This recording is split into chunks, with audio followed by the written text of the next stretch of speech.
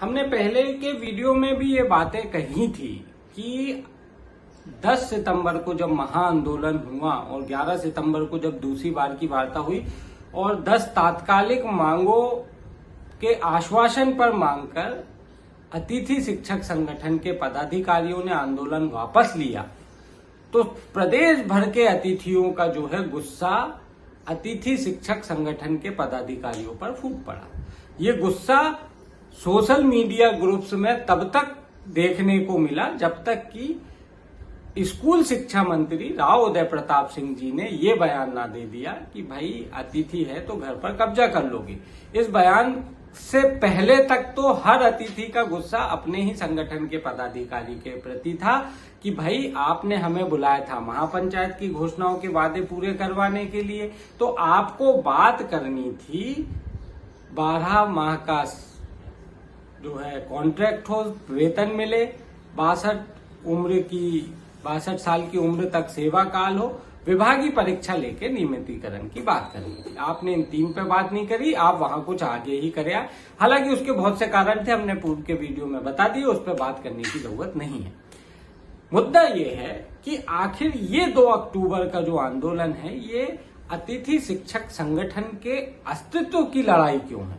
आप समझिए, 10 सितंबर को महाआंदोलन हुआ, 11 सितंबर को 10 तात्कालिक मांगों पर आपने आंदोलन वापस ले लिया।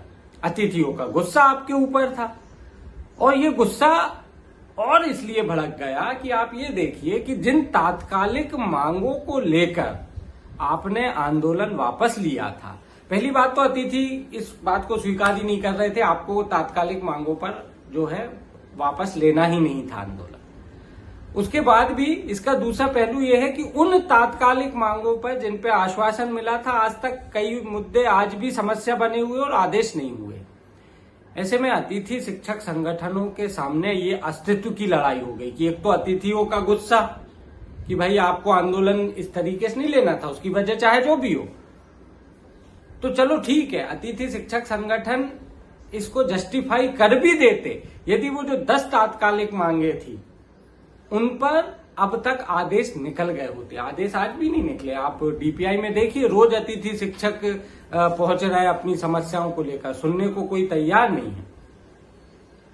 तो ऐसे में एक प्रकार से अतिथि शिक्षक संगठन के लिए ये अस्तित्व की लड़ाई हो गई कि हमारा वजूद यदि हमें बचाना है तो हमें एक बार फिर और इस बार निर्णायक लड़ाई लड़नी पड़ेगी। ये मामला तब और गर्मा गया जब, हालांकि वो मामला दूसरा था, लेकिन जिस तरीके से वो मीडिया में सुर्खियां बना कि हाई कोर्ट का फैसला और जो है डीपीआई ने कर दिया क्लियर, नहीं होंगे नियमित, ब्ला ब्ला जो भी था वो, उस पर भी हमने एक वीडियो बनाया, आप लोगों ने देखा ही होगा कि सच्चाई क्या थी, लेकिन वो अलग विषय। लेकिन इस टाइप की चीजें जब सुर्खियों में आई तो एक बार फिर अतिथि शिक्षक संगठन के मन में ये चीजें आ गई कि बॉस इस बार लड़ाई हमें निर्णायक ही करनी पड़ेगी। हालांकि ये देखना दिलचस्प होगा, देखिए अतिथि शिक्षकों का जो 10 सितंबर का महाआंदोलन था और 2 अक्टूबर को जो आंदोलन होने वाला है उसमें 2 बेसिक अंतर है।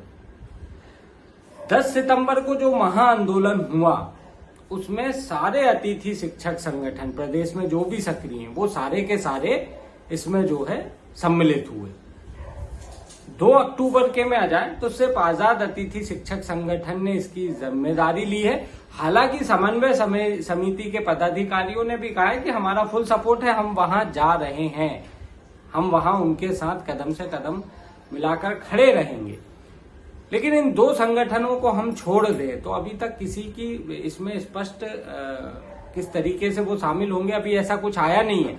विंध्य में एक अलग ग्रुप सक्रिय है, विंध्य क्षेत्र में शंभू समर्थक ग्रुप ऐसा कुछ है, संभवतः उनकी एक अलग स्ट्रेटेजी पे वो काम कर रहे हैं। ये मेरा आधिकारिक बयान नहीं, मैं बहुत ज्यादा नहीं जानता हूँ, लेकिन अभी तक मुझे वहां से ऐसा कुछ मैसेज दिखा नहीं। हो सकता मैं गलत हूँ, फिर भी कह रहा हूँ मैं हो सकता है गलत हूँ। मैं ऐसा नहीं कर रहा हूँ कि क्षेत्र क्षेत्र में अतिथि को बांट रहा हूँ, मैं सिर्फ स्थिति समझाने की यहाँ पर कोशिश कर रहा हूँ कि संभवतः अभी तक शंभू समर्थक जो ग्रुप एक्टिव हुआ विंध्य क्षेत्र में उसकी तरफ से शायद अभी चीजें स्पष्ट नहीं है। कहने का 10 सितंबर को जो आंदोलन हुआ था वो सभी अतिथि शिक्षक संगठनों ने एक साथ किया था। 2 अक्टूबर को जो आंदोलन होने वाला है उसमें शायद थोड़ा सा मैं यहाँ पे देख रहा हूं कि समन्वय समिति और आजाद अतिथि को छोड़ दे तो अभी तक खुलकर इतनी चीजें स्पष्ट दूसरे संगठनों के द्वारा नहीं हुई। लेकिन ये नेगेटिव पॉइंट के साथ साथ एक पॉजिटिव भी है। पॉजिटिव ये है कि महाआंदोलन के बाद जो अतिथियों का गुस्सा था वो अपने पदाधिकारियों के प्रति बहुत ज्यादा तेजी से निकला सोशल मीडिया ग्रुप पे। तो यूं कह लें कि 2 सितंबर को होने वाला जो आंदोलन है वो संगठन से ज्यादा अतिथियों का खुद का है। अतिथियों ने इस बार बढ़ बढ़ के बोला, आप करिए हम खड़े हैं, आप चलिए लड़िए लड़ाई, हम खड़े हैं वहां पर, इस बार हम पीछे नहीं हटेंगे। तो देखा जाए तो 10 सितंबर का महाआंदोलन संगठनों का था और 2 अक्टूबर को होने वाला आंदोलन अतिथियों का है। संगठन नेतृत्व करेगा, आजाद नेतृत्व करेगा, साथ में समन्वय समिति खड़ी रहेगी, लेकिन आंदोलन अतिथियों का है। एक और इसमें चीज बड़ी दिलचस्प है जो मुझे लगता है यहां शेयर करनी चाहिए। 10 सितंबर को महाआंदोलन में जब अतिथियों को बुलाया तो अतिथियों में उत्साह बहुत था, लेकिन एक स्ट्रेटेजी की कहीं कोई कमी मुझे लगी। इसको लेके भी मैंने उसी समय एक वीडियो बना दिया था और वो स्ट्रेटेजी में कमी ये थी कि प्लान भी तैयार ही नहीं था। अतिथियों को आमंत्रित तो कर लिया लेकिन कोई प्लान नहीं था। उससे क्या हुआ, 10 सितंबर की शाम होते होते अधिकतर अतिथि जो है भोपाल छोड़ने लगे।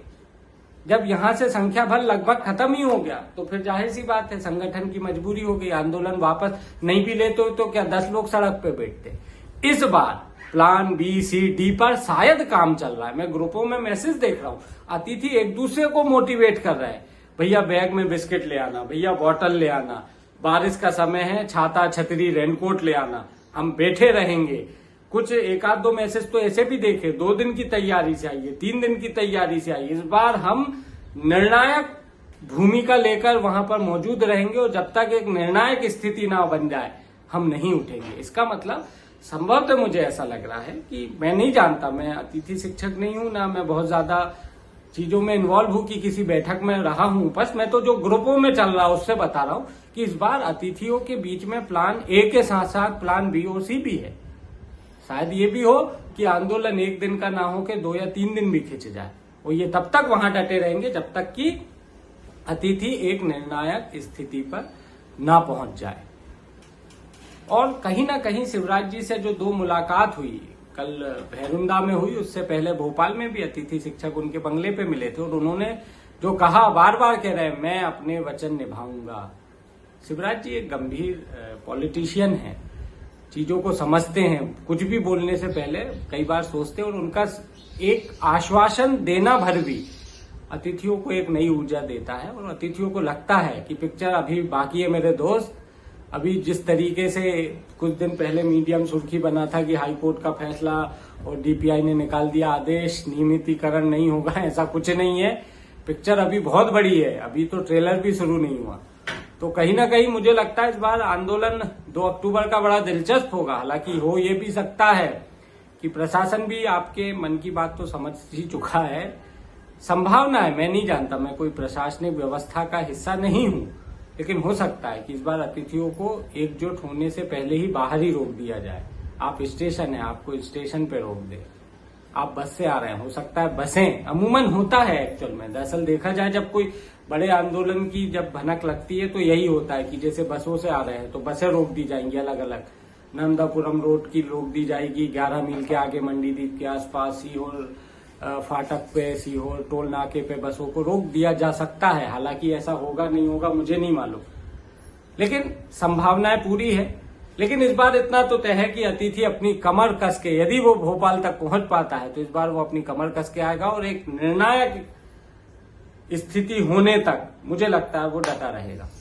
यदि ये वीडियो आपको पसंद आया है तो आप इसे ज्यादा से ज्यादा शेयर करें और अभी तक यदि आप अतिथि शिक्षक है और आपने हमारे YouTube चैनल को सब्सक्राइब नहीं किया है, ट्विटर पर फॉलो नहीं किया है, तो इसे जरूर कर ले, क्योंकि कल एक और दिलचस्प वीडियो आपसे ही जुड़ा हम लेके आने वाले, जिसमें हम ये बताएंगे कि आखिर देखो, मांगने को तो मैं भी मांग लूं यार कि मुझे कुछ भी चाहिए, लेकिन ऐसा नहीं है। अतिथियों की जो मांग है वो लॉजिकल सिर्फ इसलिए नहीं है कि शिवराज सिंह चौहान जी ने बतौर मुख्यमंत्री रहते हुए 2 सितंबर 2023 को अपने मुंह से माइक पर सार्वजनिक घोषणा कर दी। यदि आपको ये लगता है कि अतिथियों की मांग सिर्फ इसलिए वो कर रहे हैं क्योंकि शिवराज जी की घोषणा, तो आप बहुत गलत हैं। इसके सरकारी दस्तावेज भी मौजूद हैं कि अतिथियों के लिए गवर्नमेंट क्या क्या करने वाली थी, ये ऑन रिकॉर्ड है, इसके सरकारी दस्तावेज मौजूद हैं और इसीलिए अतिथियों की ये मांग जायज है। यदि आपको ये वीडियो देखना है